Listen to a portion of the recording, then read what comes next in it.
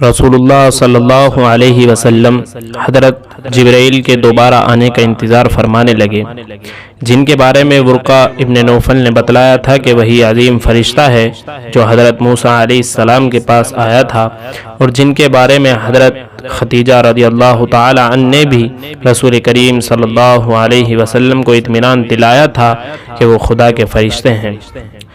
آپ صلی اللہ علیہ وسلم کا انتظار بڑھتا گیا، مگر نہ حضرت جبرائیل علیہ السلام آئے اور نہ آپ کے پاس وحی آئی۔ رسول کریم صلی اللہ علیہ وسلم اس خیال سے پریشان رہنے لگے کہ حضرت جبرائیل آپ کو ہدایتیں دینے کیوں نہیں آتے، کہ آپ اب کیا کریں اور کس طرح تبلیغ کا آغاز کریں۔ وہ اسی طرح خدا کا پیغام لے کر کیوں نہیں آئے جس طرح پہلے آئے تھے۔ آپ کی پریشانی بڑھتی گئی اور آپ بہت زیادہ غمگین رہنے لگے۔ حضرت خدیجہ نے آپ کے اس بے چینی کو تاڑ لیا اور وہ بھی آپ کی طرح ہر وقت اداس اور رنجیدہ رہنے لگی، لیکن انہوں نے اپنے آپ کو سنبھالا اور رسول کریم صلی اللہ علیہ وسلم کو اطمینان اور تسلی دینے لگی تاکہ آپ کی طبیعت کا بوجھ کچھ ہلکا ہو۔ جب بہت لمبا عرصہ گزر گیا تو حضور کریم صلی اللہ علیہ وسلم کی بے قراری بہت زیادہ بڑھ گئی۔ آپ بے چینی میں اس ٹیلے سے اس ٹیلے پر چڑھتے، آپ کا دل بے حد پریشان ہو گیا، یہاں تک کہ آپ صلی اللہ علیہ وسلم بے قراری کے عالم میں پہاڑوں کے درمیان ادھر سے ادھر پھرتے۔ کبھی آپ صلی اللہ علیہ وسلم اوپر چڑھ جاتے اور آپ کا دل چاہتا کہ یہاں سے خود کو نیچے گرا دیں، مگر جب بھی آپ صلی اللہ علیہ وسلم پہاڑوں کے درمیان پہنچتے اور ایسا کرنا چاہتے تو اچانک حضرت جبرائیل علیہ السلام ظاہر ہوتے اور کہتے، محمد آپ خدا کے رسول ہیں اور میں آپ کا دوست اور بھائی ہوں۔ رسول کریم صلی اللہ علیہ وسلم کا دل مبارک کتنی تکلیف محسوس کر رہا تھا، وحی کے رک جانے سے آپ کی روح مبارک کتنی بے چین تھی۔ وحی کے رک جانے کے زمانے میں ایسا 2-3 دفعہ ہوا اور حضور اکرم صلی اللہ علیہ وسلم کی بے قراری بڑھتی چلی گئی۔ آپ نے 1 مہینے تک غار حیرا میں قیام فرمایا اور خدا کی عبادت میں مشغول رہے۔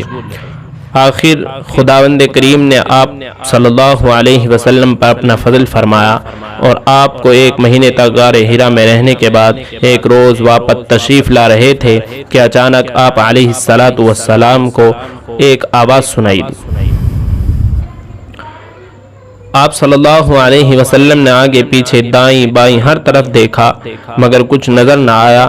پھر آپ صلی اللہ علیہ وسلم نے اوپر کو نظر اٹھائی تو دیکھا کہ وہی فرشتہ سامنے ہے جو غار حیرا میں آیا تھا، یعنی حضرت جبرائیل علیہ السلام، مگر اس دفعہ وہ زمین اور آسمان کے درمیان ایک کرسی پر بیٹھے ہوئے تھے۔ نبی کریم صلی اللہ علیہ وسلم پر بہت زیادہ ڈر اور خوف کا عالم طاری ہو گیا۔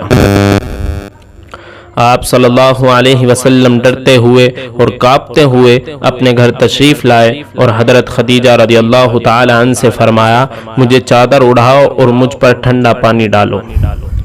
اس وقت آپ صلی اللہ علیہ وسلم پر یہ آیتیں نازل ہوئیں، یا ایھا المدثر قم فانذر وربک فکبر وثیابک فطہر والرجز فاہجر ولا تمنن تستکثر ولربک فاصبر، جن کا ترجمہ یہ ہے، ایک کپڑے کے اوڑھنے والے اٹھو، یعنی اپنی جگہ سے اٹھو، یا یہ کہ مستعد ہو، پھر کافروں کو ڈراؤ اور اپنے رب کی بڑھائیاں بیان کرو اور اپنے کپڑوں کو پاک رکھو اور بتوں سے الگ رہو جس طرح کہ اب تک الگ ہو، اور کسی کو اس غرض سے مت دو کہ دوسرے وقت زیادہ معاوضہ چاہو، اور پھر انداز میں جو ایذا پیش آئی اس پر اپنے رب کی خوشنودی کے واسطے صبر کیجیے۔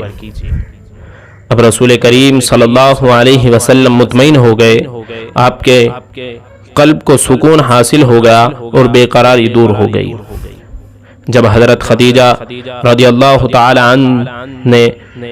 عنہ کو اس کی خبر ہوئی تو وہ بھی پوری طرح آپ کی خوشی میں شریک ہوئی، کیونکہ وہ اپنے شوہر کے لیے جس بات کی تمنا اور دعا کر رہی تھی وہ پوری ہو گئی تھی۔ خداوند کریم نے رسول کریم صلی اللہ علیہ وسلم کو وہ نعمت پھر عطا فرمائی جس کے بند ہو جانے کی وجہ سے آپ علیہ الصلاۃ والسلام بے چین تھے۔ رسول اللہ پر آسمان سے وحی آتی رہی، جس کے ذریعے آپ صلی اللہ علیہ وسلم قرآن پاک کی آیتیں سیکھتے رہے، اور خداوند کریم نے جو عظیم الشان کام آپ کے سپرد کیا تھا اس کے بارے میں حضرت جبرائیل علیہ السلام آپ صلی اللہ علیہ وسلم کے پاس خدا کے احکام لاتے رہے۔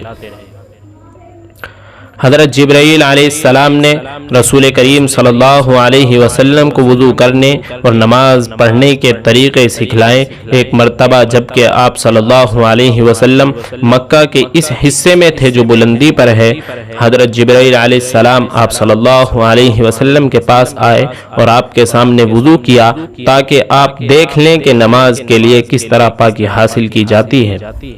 چنانچہ اس کے بعد رسول کریم صلی اللہ علیہ وسلم نے اسی طرح وضو کیا جیسے حضرت جبرائیل کو کرتے دیکھا تھا۔ پھر حضرت جبرائیل علیہ السلام نے کھڑے ہو کر نماز پڑھی۔ رسول کریم صلی اللہ علیہ وسلم نے حضرت جبرائیل کے ساتھ اس طرح نماز پڑھی کہ حضرت جبرائیل علیہ السلام امام تھے اور آپ صلی اللہ علیہ وسلم مقتدی۔ اس کے بعد حضرت جبرائیل واپس چلے گئے۔ رسول کریم صلی اللہ علیہ وسلم حضرت خدیجہ کے پاس آئے اور ان کے سامنے اس طرح وضو کیا جیسے حضرت جبرائیل نے کیا تھا تاکہ انہیں بھی معلوم ہو جائے کہ نماز کے لیے کس طرح پاک ہونا چاہیے۔ چنانچہ آپ کو دیکھ کر حضرت خدیجہ نے بھی اسی طرح وضو کیا۔ اس کے بعد رسول اللہ صلی اللہ علیہ وسلم کھڑے ہوئے اور نماز پڑھی۔ حضرت خدیجہ آپ کے پیچھے اس طرح نماز پڑھ رہی تھی جس طرح رسول کریم صلی اللہ علیہ وسلم نے حضرت جبرائیل کے پیچھے نماز پڑھی تھی۔